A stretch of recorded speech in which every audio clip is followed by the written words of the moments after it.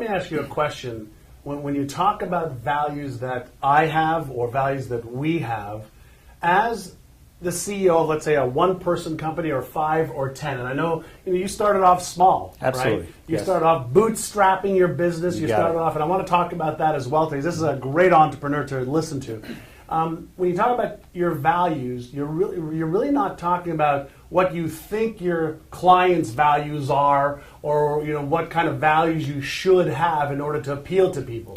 You're really talking about what do you believe at the core of your being. Is that accurate? Absolutely. So many people, and I've talked to several other entrepreneurs, and they think, well, I've got to design my company based on what the values that my customer has. And we actually take the opposite approach to that.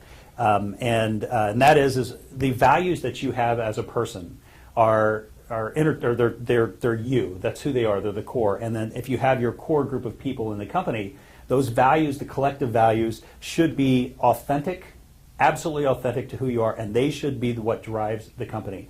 And what's right, for instance, in your company, and what's right in my company may not be right in your company. But what's most important, and as you see, there's kind of a bullet there at the very end of this slide, and it says, there is no one right culture. And we'll kind of get into that a little bit more, but the whole idea is that culture is about authenticity. And some people value, the customer is always right. And if you honestly believe that, you have got to live that day in and day out. One of our values is constant and never-ending improvement, and we'll walk through an example of some of these for our own corporate culture and how we came up with these.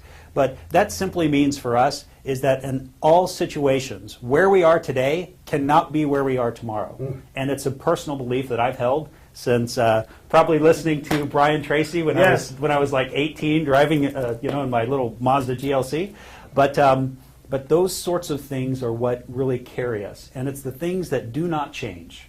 There are so many things that happen in business, so many ups, so many downs, so many pitfalls, and what you have to have is you have to have a belief system and a value system that no matter what happens, even if it's to the detriment of the company, you will not change. And one of the questions, in fact, that we ask in an interview, when we talk and interview everyone within the company, what are values within the company that if the company doesn't exemplify, you would not want to be a part of it? One more time.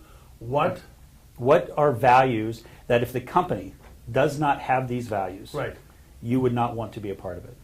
And that gives a really good insight. We were interviewing a candidate yesterday and for a VP position, and he said they have to have absolute respect amongst up and down all people within the organization. And that was critical to him. And knowing those values for yourself, also, first of all, it allows you to see if that person is vibing with you and would vibe within the organization. But even if you're looking for a job or seeking a job, it's important because you have to know if that company will vibe with you as well. So these are just absolute critical keys to getting established in culture. Awesome. And so this is the core, as you all know, of who are you? What do you stand for? What don't you stand for or won't stand for? And that's really how you develop the nucleus of what do you value in yourself. Right. And that's how you build from you to the next employee, to the next employee, to the next employee. So let's take it away. Let's. So something that I say is, and back to this, being authentic to what you are. Here, I'm sure we've all heard of Lady Gaga and Adele, and they have two very, very different type of modes of communication. Right. Which one is right? The answer is both, right? And they're right because they're being authentic to who they are. And that's the key. It's the same thing in culture. It's as long as you're authentic, and you will go farther than anything trying to make up based on what you think the customer wants to hear, or based on what you think is hot in the industry. And so many people, especially back in the internet days, they made those mistakes, and they tried to build companies based on kind of a fleeting level of success. They try to base companies on what can I do just to get the next funding, so I'll kind of massage these sorts of things, with no true basis on why they wanted to be in business. And I think that was the detriment of a lot of companies back then. I agree with you. And what's interesting is, as you all know, Adele just won a whole slew of awards recently. I think as the Grammys, the Grammys, and she's her career has taken off. She stayed true to her her culture, And if you don't know Lady Gaga, but she's making $30 million a year just off of her Twitter account.